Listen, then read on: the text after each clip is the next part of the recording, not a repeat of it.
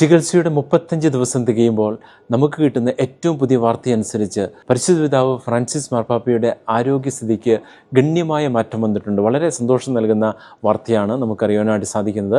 ശ്വസന ഫിസിയോതെറാപ്പിയും മോട്ടോർ ഫിസിയോതെറാപ്പിയും തുടർന്നുകൊണ്ടിരിക്കുന്നതിൻ്റെ ഫലമായിട്ട് ഒത്തിരിയേറെ പുരോഗതി പ്രാപിച്ചിട്ടുണ്ട് ആരോഗ്യസ്ഥിതി.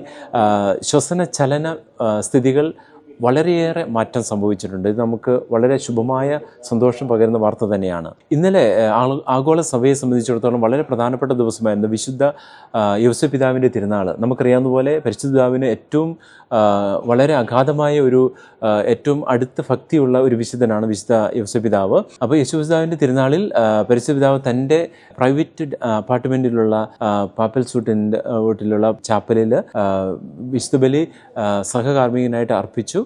പ്രത്യേകിച്ച് വിശുദ്ധ കുർബാന സ്വീകരിച്ചു. അങ്ങനെ യൗസേപ്പ് പിതാവിനുള്ള തൻ്റെ അഗാധമായ ഭക്തി പ്രകടിച്ചുകൊണ്ടാണ് കടന്നുപോയത്.